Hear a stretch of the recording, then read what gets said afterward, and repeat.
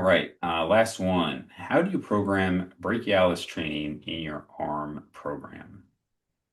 So I don't always train the brachialis directly. So if we're talking like a pronated, semi-pronated, or a neutral grip variation of a curl, I don't do a whole ton of it directly. I found that just going crazy hard on preacher curls and growing my biceps as much as I could just led to so much indirect brachialis growth that while it's not as developed as my biceps, I would say, it still got me sufficient growth to where if I needed to continue to grow my brachialis, I would just add in more work from there. But what I do like to do is let's say your biceps are your high priority. You're going to train in a more conventional way with supinated curl variations twice a week or say 3 times a week if you're on full body.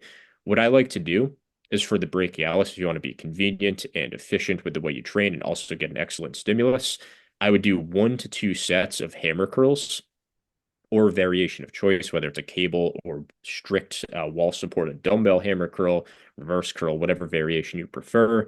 1 to 2 sets after your bicep training should do the trick. If you want to do 1 set, you should be able to sneak that in just fine. And if you want to do 2 sets, you could probably shed away one of your bicep supinated sets, and that should work totally fine. It should fit right within your program. From here, one thing I like to kind of think about is the brachialis you don't necessarily have to treat as its own muscle group. You can almost treat it as like an extension of your bicep. So anytime you do bicep work, you're training your brachialis. So volume requirements don't need to be quite as high as it would for another muscle group. If you're already doing supinated curls, you probably don't have to do 3 sets of hammer curls twice a week. I do think at that point the brachialis is getting pretty cooked. So 1 or 2 sets twice a week will definitely work. Even once a week, where your other supinated variation can take care of still getting some stimulus, I think that could work quite well too. So for that stuff, I'm usually not too nitpicky with it. I usually don't I try not to think about it all that much. It's definitely a secondary focus for myself. But if it is a high priority, like I said, 1 or 2 sets of hammer curls to your favorite variation, neutral, pronated, semi-pronated grip, post bicep work, and you should be good. Yep. Yeah, I agree with all that. I know this is not what, makes for the most clickable video or headlines or anything like that, but I'm just not somebody who has experienced this huge change in muscle growth with different emphasis. Now, again, I say that as somebody who has always tried to follow a generally well-structured program. So obviously, like if I was only ever squatting and that was the only thing I ever did for legs, yeah, I would expect that like, okay, maybe try some like, lying back leg extensions and actually doing some leg curls and direct calf training, all these things like would make a difference to your legs if you're talking about extreme like that. But if you are already doing a lot of strapless rowing and pull-ups and barbell curls and like the occasional like reverse curl, like I just have not experienced like, oh, and then once I started implementing this and this, I saw all of a sudden this rapid, like my brachialis was pumped up or my brachioradialis, which is probably my favorite muscle from a visual standpoint. And I used to do a lot of direct forearm training, like a lot of it. I used to do, you had like the roller, and I used to do a lot of reverse curls and behind the back reverse curl or like wrist curls, tons of wrist curls. And I'll just tell you, man, like all that stuff, I never saw a difference. And you would think logically, like, why wouldn't you? And I think I just, through all my bicep and back training, I was getting the stimulus and adding all that stuff did. And like I have relatively unimpressive forms. Like I can get a good picture of like my biceps and everything looking pretty good. Forms, again, just lanky, kind of thin, whatever. I wish that wasn't the case, but I just haven't seen that. So I could tell you these are the exercises that emphasize it and I could do that for any muscle group, but I personally haven't seen a significant emphasis on them change the growth personally. Yeah, I've noticed the same thing within my own training, but I would also say I haven't taken my forearm training as seriously as I could. Like if I'm looking at the intensity and the focus and consistency I had on the Road to 18-inch arm series, where I was like basically a maniac for preacher curls and Smith JM press.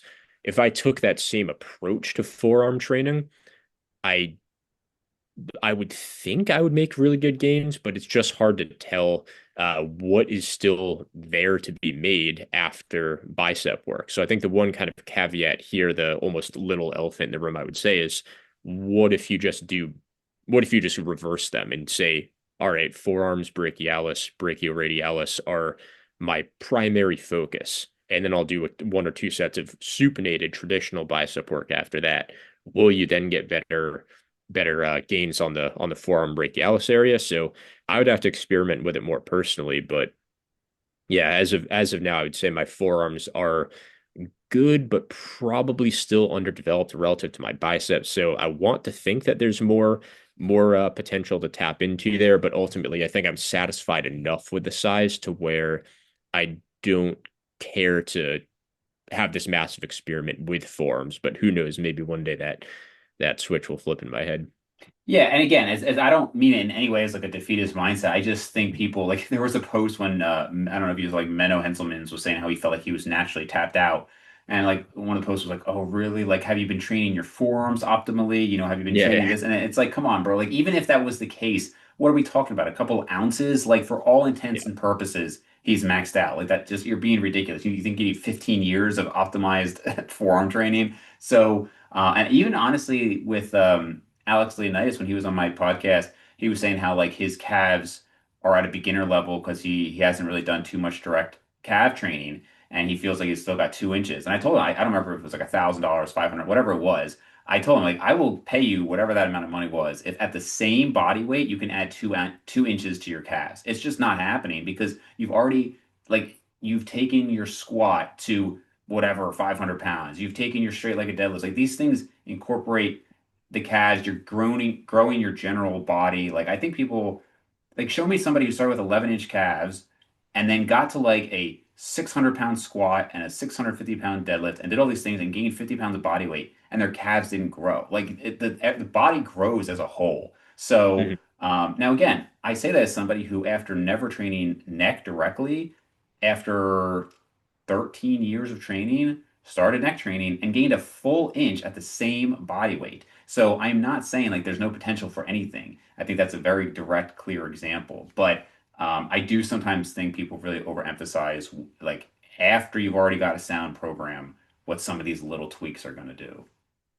Yeah, I tend to agree with that. I think there's something about it that does grow your whole body. Like if you were to look at my neck, for example, like people say I have a big neck. Mhm. I started doing neck curls literally last week for the first time. And I'm like, I can't remember what my neck measures, but it's decent. It's over 17 inches, and Mhm. I've never trained it before. So it's like it's some of that maybe upper traps that actually do attach Yeah, up on yeah. your neck. I'm sure, but even like my neck flexors like down here, like they're not. I guarantee you, if you found a picture from before I started lifting, they look different now, even though I've never done direct neck work. So Yeah. things like even the calves to an extent, like I do think my calves are probably bigger than when I started lifting. I haven't gone as hard on squats as somebody like Alex Leonidas has, so I'd assume he has at least some more indirect growth than I would. But yeah, especially for an area like the forearms, where it's like an integral part to Yeah. actually your back movements and everything, even if the proximity to failure isn't RPE 10, it's still going to get some growth. So it's kind of like once you're advanced or kind of mostly tapped out in certain areas, the areas you haven't trained are probably still intermediate, right? Yeah, and yeah, to your point, forearms way more involved with back and biceps and like your neck would be on, whatever else you're doing. So cool. Right.